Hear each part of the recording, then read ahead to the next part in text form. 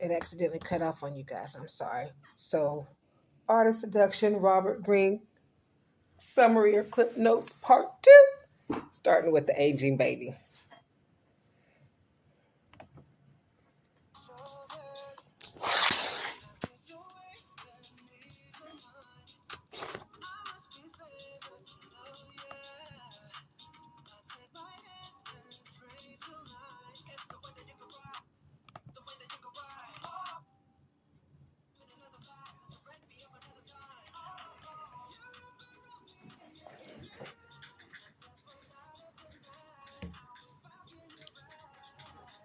Still immature and wanting a supportive parent, you must enable their childish desires while still occasionally reeling them in. The rescuer. They long to feel like they're saving someone from themselves. You must make them feel that they can save you from something and they will become obsessed. Let her be your maternal protector.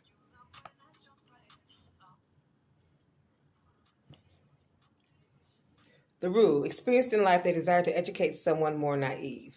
That's number 14. Number 15, the idol worshiper. You must become their object of worship that provides the meaning in life that they seek. The sensualist. Driven by their senses, you must overwhelm their sight, smell, and touch to fully draw them in. The lonely leader. Act as their equal or superior, the kind of relationship they rarely have. Number 18, the floating gender. Float with them.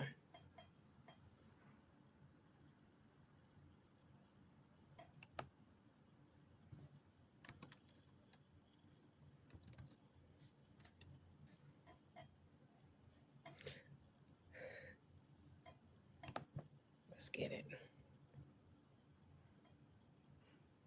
Okay.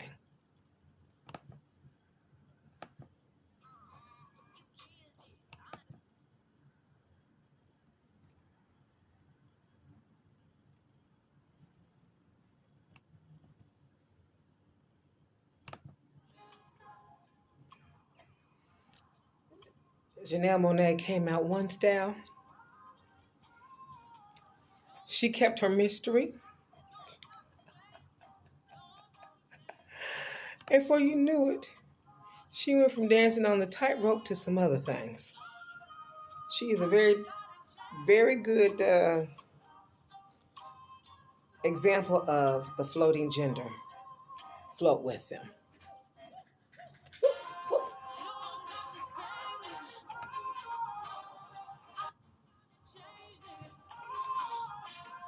Seduction phase 1, separation, stirring interest and desire. Choose the right victim. The right victims are those for whom you can fill a void, who see in you something exotic. Number 2. That's number 2. Number 3, to leave people who are inaccessible to you alone is a wise path. You cannot seduce everyone. Number 4, never rush into the waiting arms of the first person who seems to like you. That is not seduction, but insecurity. Number 5, people who are outwardly distant or shy are often better targets than extroverts. They are dying to be drawn out and still waters run deep. I got a song called Letter to My Future King. Still waters run deep, water that feels, satisfies and soothes me. It's on my album Supreme Rain, Love Redefined. Check it out. Okay, jazz piece actually. Number 6. On the other hand, you should generally avoid people who are preoccupied with business or work. Seduction demands attention. And busy people have too little space in their minds for you to occupy. I keep very busy. 7, creating a false sense of security. Approach indirectly. 8, once you have chosen the right victim, you must get his or her attention and stir desire. To move from friendship to love can win success without calling attention to itself as a maneuver. Number 9.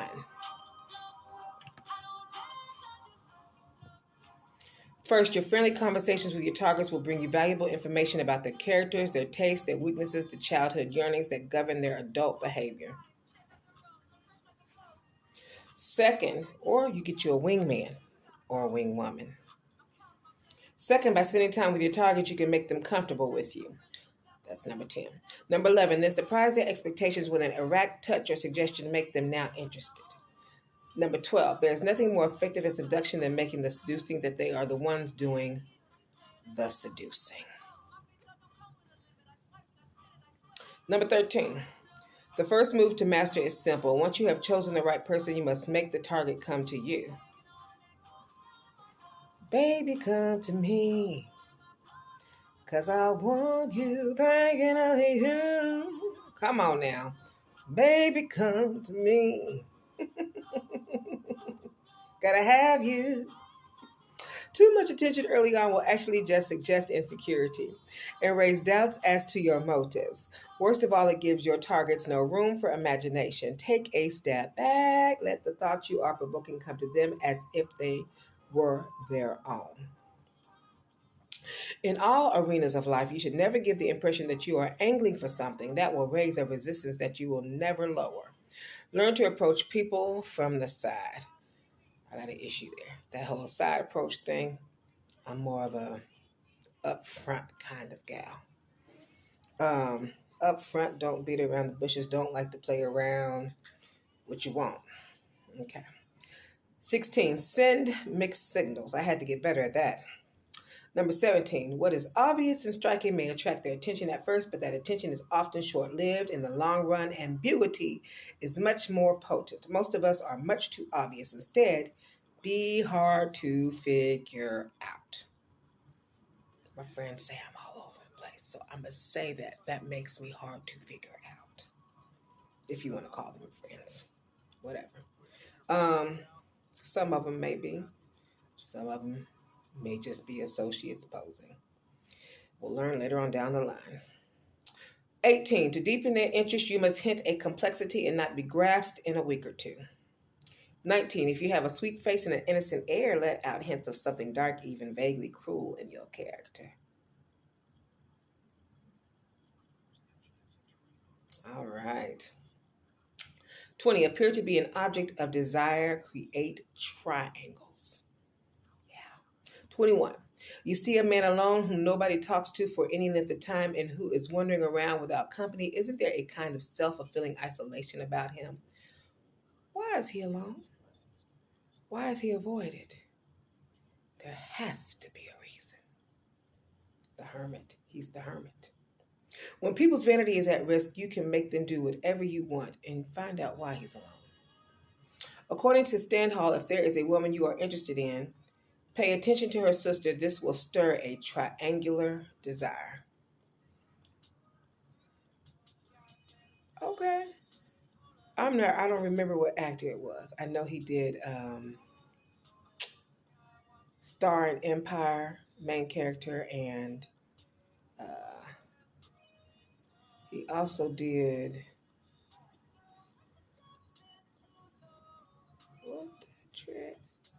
Hustle and Flow. I had to remember, y'all. Main character in Hustle and Flow.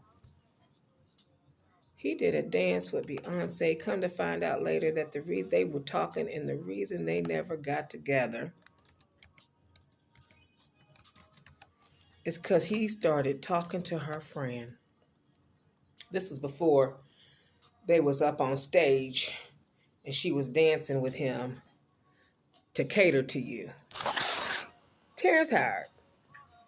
Ooh, I bet he was hot in the seat, honey. But she did dodge a bullet because I heard some things about him. So, yeah. That's that triangular desire right there.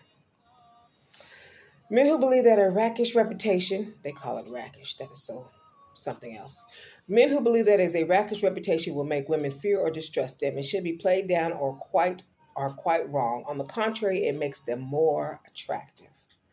24, create a need, stir anxiety and discontent. I hope our ladies are taking some excellent notes. 25, people are always susceptible to being seduced because, in fact, everyone lacks a sense of completeness, feels something missing deep inside, bring their doubts and anxieties to the surface, and they can be led and lured to follow you. 26, people make people anxious about the future, make them depressed, make them question their identity, make them sense the boredom that gnaws at their life. The ground is prepared, the seeds of seduction can be sown. Whew. 27. Master the art of insinuation. Is insinuation a word? Hold on, y'all. Insinuation. Are you sure that's the word you want to use?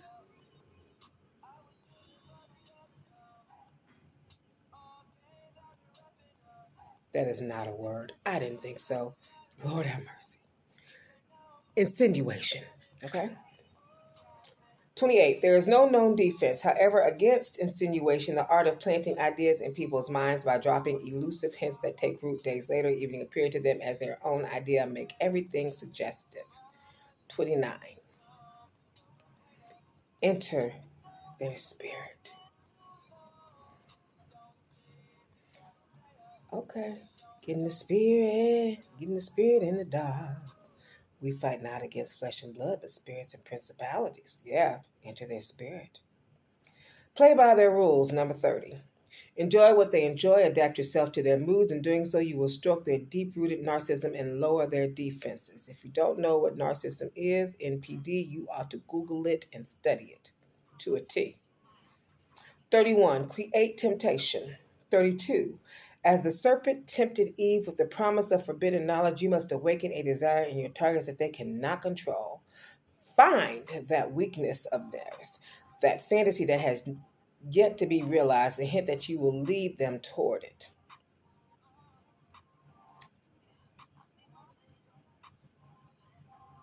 Actually, the serpent did not tempt Eve, but that is a whole story for another day. The serpent was good. It came to deliver to Eve knowledge and wisdom so that she could escape from her slave master. You can't be a slave if you are knowledgeable and know about your oppression. That's a whole different conversation. All right. Number 33. Find that child hint insecurity, that lack in their life, and you hold the key to tempting them. Their weakness may be greed, vanity, boredom, some deeply repressed desire, a hunger for forbidden fruit. Their signal it in little details that elude their conscious control, their style of clothing, and offhand comment. In my book, Codependent Silence No More, one of the things men to make you insecure, your looks. That is one of the very first things to bring you down the peg. They try to use that against you. Phase 2. Lead astray, creating pleasure and confusion. Keep them in suspense. What comes next? Number 2. Behave in a way that leaves them wondering, what are you up to? Doing something they do not expect from you will give them a delightful sense of spontaneity that will not be able to foresee. They will not be able to foresee what comes next. Number 3, there are all kinds of calculated surprises you can spring on your victims. Sending a letter from out of the blue, showing up unexpectedly, taking them to a place they have never been. But best of all are surprises that reveal something new about your character. Number 4, reliability is fine for drawing people in, but stay reliable and you stay aboard. Dogs are reliable, a seducer is not. Number 5, use the demonic power of words to sow confusion. 6, inflame people's emotions with loaded phrases, flatter them, comfort their insecurities, envelop in them fantasies, sweet words, and promises, and not only will they listen to you, they will lose their will to resist you. I'm going to tell you it again. Inflame people's emotions with loaded phrases, flatter them, comfort their insecurities, envelope them in fantasies, sweet words, and promises, and not only will they listen to you, they will lose their will to resist you. That don't work on me. Number 7, a woman was beautiful, yet lacked confidence in her own wit and intelligence. He made sure to say that he was bewitched not by her beauty, but by her mind. That don't work on me either. Number 8, pay attention to detail. Number 9, poeticize your presence. I am a master at that. And learning to still master it to another higher level. Number 10, you can be dangerous, naughty, even somewhat vulgar, depending on the taste of your victim, but never be ordinary or limited. In poetry, as opposed to reality, anything is possible. You wrote your book yet? I got lots of books, honey. Let me know when you want to write your book. I do offer book writing and uploading in KDP classes. I also offer Prepare Your First Masterpiece, all done through my Delcia Secrets Arts page. Okay? On Etsy. I offer those if that is something you would like to take advantage of. Let me keep it going. Disarm through, number 12, disarm through strategic weakness and vulnerability. Number 13, the best way to cover your tracks is to make the other person feel superior and stronger. If you seem to be weak, vulnerable, enthralled by the other person, and unable to control yourself, you will make your actions look more natural and less calculated. Remember, what is natural to your character is inherently seductive. A person's vulnerability, what they seem to be unable to control, is often what is most seductive about them. That's number 14, to remember what is natural to your character. Number 15, a woman, for instance, may be attracted by a man's strength and self-confidence, but too much of it can create fear, seeming unnatural, even ugly. 16, confuse desire and reality, the perfect illusion. 17, your task as a seducer, that's the whole game right there. Confuse desire and reality, the perfect illusion. We call that magical realism. Your task as a seducer is to bring some flesh and blood into someone's fantasy life by embodying a fantasy figure or creating a scenario resembling that person's dreams. 18, isolate the victim. Be careful. That's what domestic violent people do to their victims. They isolate them first. 19, separate them from their environment physically, emotionally, and mentally so they can become further engrossed with you. Let's get to phrase 3.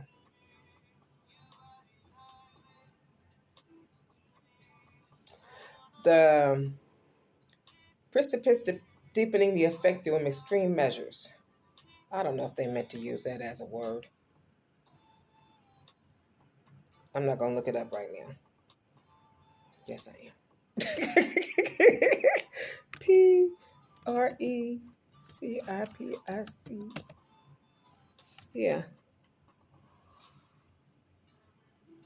Precipice. Precipice. Okay. Number 1, prove yourself. Number 2, do not worry about looking foolish or making a mistake. Any kind of deed that is self-sacrificing and for your target's sake will so overwhelm their emotions they won't notice anything else. Number 3, cleverly lead your victim into a crisis, a moment of danger, or indirectly put them in an uncomfortable position and you can play the rescuer, the gallant knight. I got some people who know how to do that wonderfully. Yeah. Number 4, effect a regression. Number 5, stir up the transgressive and taboo. Number 6, making your targets feel that you are leading them past either kind of limit is immensely seductive. People yearn to explore the dark side. Yeah. 7, but we are strange animals. The moment any kind of limit is imposed, physically or psychologically, we are instantly curious. A part of us wants to go beyond that limit to explore what is forbidden.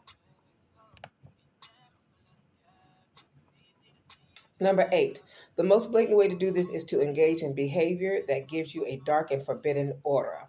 Theoretically, you are someone to avoid. In fact, you are too seductive to resist. Ooh, you have no idea what I've run into. Yeah, honey. Y'all ought to take that Heaven on Earth class to teach y'all how to say no to folks. If you got a no problem saying no to folks. If you got a problem saying no to folks. 9, use spiritual lures. 10, everyone has doubts and insecurities about their body, their self-worth, their sexuality. If your seduction appeals exclusively to the physical, you will stir up those doubts and make your target self-conscious. Instead, lure them out on their insecurities by making them focus on something sublime and spiritual, a religious experience, a lofty work of art, the occult. Hello. You need your cards read? You need me to do some tarot for you? Okay. 11, mixed pleasure and pain. That's on my Delcia Secrets Arts page as well. 12. Lure them in with focused attention, then change direction. Appearing suddenly uninterested, make them feel guilty and insecure. Even instigate a breakup, suggesting them to an emptiness and pain that will give you room to maneuver. That will give you room to hold around and go look for another victim. Women, y'all need to learn that one right there, like the back of your hand. 13. Your seduction should never follow a simple course upward towards pleasure and harmony. The climax will come too soon and the pleasure will be weak. What makes us intently appreciate something is previous suffering. 14. Women suffer no more. Flip the script and use these. Suffering days is over. Yeah. 14. Without tension, without anxiety and suspense, there can be no feeling of release, of true pleasure and joy. It is your task to create the tension in the target, to stimulate feelings of anxiety, to lead them to and fro like a lion. That lion in the Bible that devours. Okay. So that the culmination of the seduction has real weight and intensity. So rid yourself of your nasty habit of avoiding conflict, which is in any case unnatural. You are most often nice not out of your own inner goodness, but out of the fear of displeasing, out of insecurity. Phase 4. Move in for the kill. Let's do it. Number 1, give them space to fall. The pursuer is pursued.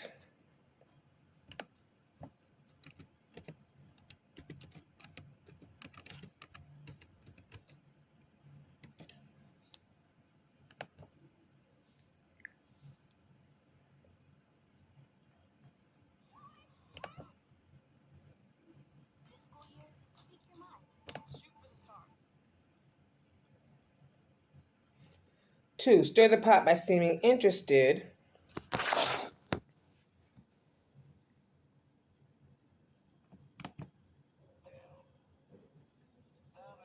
in someone else. Make none of this explicit. Let them only sense it, and their imagination will do the rest, creating the doubt you desire. Number 3, understand a person's willpower is directly linked to their libido, their erotic desire. When your victims are passively waiting for you, their erotic level is low. When the term pursuer getting involved in the process, brimming with tension and anxiety, the temperature is raised. Use physical lures is number 4. Number 5.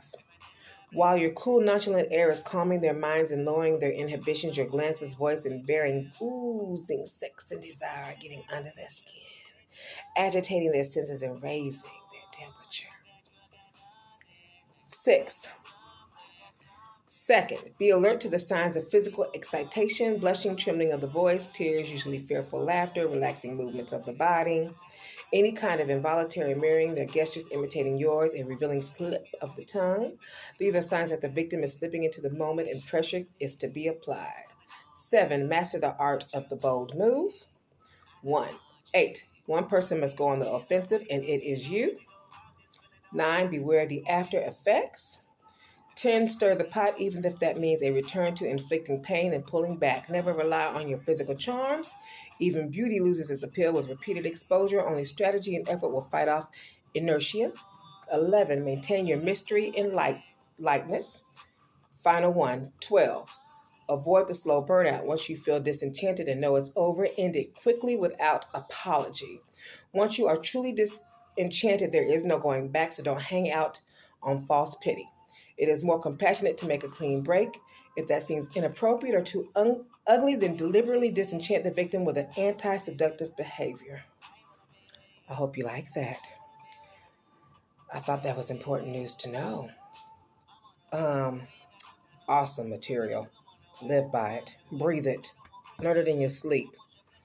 Yes. If you enjoyed, please don't forget to hit the like button and subscribe. And thank you for joining me for the session as I talk